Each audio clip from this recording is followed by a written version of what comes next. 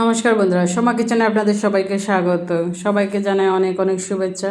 আজকে আমি খুবই টেস্টি একটি কাঁকড়ার রেসিপি নিয়ে হাজির হয়েছি। এই রেসিপি করা খুবই সহজ। এই রেসিপিটি যে একবার খাবে সেই যখনই কাঁকড়া দেখবে সর্বপ্রথম এই রেসিপিটি খেতে তার মন চাইবে। বাড়িতে ছোট বড় সবাই খেতে পারবে। তাহলে চলুন রেসিপিটি শুরু করি। এর জন্য প্রথমে নিয়ে নিয়েছি কাঁকড়া পরিষ্কার করা খুবই সহজ, দেখতেই পাচ্ছেন। আপনাদের সঙ্গে কথা বলতে বলতে আমি কাঁকড়াটা পরিষ্কার করে নিচ্ছি। এই রেসিপিটি সম্পূর্ণ দেখার অনুরোধ রইল। আমার চ্যানেলের যদি নতুন বন্ধু হয়ে থাকেন, চ্যানেলটি সাবস্ক্রাইব করার অনুরোধ রইল। আশা করছি আপনাদের এই রেসিপিটি অবশ্যই ভালো লাগবে। কাঁকড়ার পিছনে যে অবশিষ্ট অংশটা আছে এটা অবশ্যই আপনারা ফেলে দেবেন। একইভাবে আমি সবগুলো কাঁকড়া পরিষ্কার করে নেব। সবগুলো কাঁকড়া পরিষ্কার হয়ে গেছে। এখন আমি কাঁকড়াগুলোকে সিদ্ধ করে নেব। এর জন্য ওভেনে কড়াইতে পরিমাণ মতো জল বসিয়ে দিয়েছি। দিয়ে দিচ্ছি হাফ টিস্পুন লবণ দিয়ে আমরা কাঁকড়াটাকে সিদ্ধ করে নেব। জলটা হালকা ফুটে আসলে দিয়ে দিচ্ছি একে একে সবগুলো কাঁকড়া হতে খুব বেশি সময় লাগে না, 3 থেকে 4 মিনিট সময় লাগবে। ভালো করে সিদ্ধ করে নিতে হবে, নাহলে কাঁকড়ার ছোপাটা তোলা অসুবিধা হয়ে যাবে। কাঁকড়াটা এখন আমার সিদ্ধ হয়ে গেছে। আমি এখন ওভেনটা বন্ধ করে দেব। কাঁকড়া ঠান্ডা হয়ে গেলে যতটা সম্ভব আমরা ছোপাটা তুলে ফেলবো। এখন কাঁকড়াগুলো ঠান্ডা হয়ে গেছে। আমি কাঁকড়ার ভিতর থেকে শাঁসটা বের করে নেব। আমি যেভাবে করছি আপনারা সেভাবে করার চেষ্টা করবেন। একটু সময় নিয়ে এই কাজটা করতে হবে।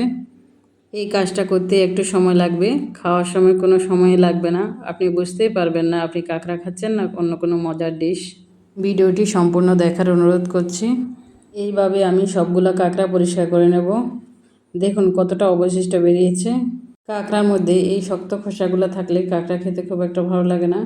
এখন কাঁকড়ার শ্বাসটাকে দেখি কতটা টেস্টফুল মনে হচ্ছে। এটাকে আরও টেস্টফুল করার জন্য নিয়ে নিচ্ছি একটা কড়াই গরম হলে দিয়ে দিচ্ছি তেল গরম হয়ে গেলে দিয়ে দিচ্ছি কুচানো রসুন দিয়ে ভালো করে লাল করে ফ্রাই করে নিচ্ছি। এরপর দিয়ে দিচ্ছি পেঁয়াজ কুচি ভালো করে নেড়ে চেড়ে 2 মিনিটের মতো ফ্রাই করে নেব।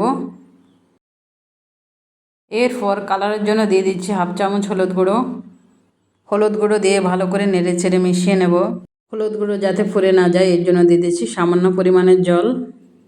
এরপর ঝালের জন্য দিয়ে দিচ্ছি 1 চামচ লঙ্কা গুঁড়োটা আপনাদের টেস্ট অনুসারে দেবেন, বাড়িয়ে কমিয়ে। লঙ্কা গুঁড়ো দিয়ে ভালো করে মিশিয়ে নেব।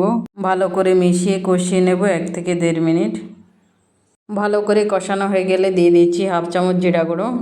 আর কোনো মশলা ব্যবহার করব না, কাঁকড়ার মধ্যে একটি মশলাই ব্যবহার করা হয়। জিরা গুঁড়ো দিয়ে ভালো করে মিশিয়ে দিয়ে দিচ্ছি 2 মিডিয়াম সাইজ টমেটো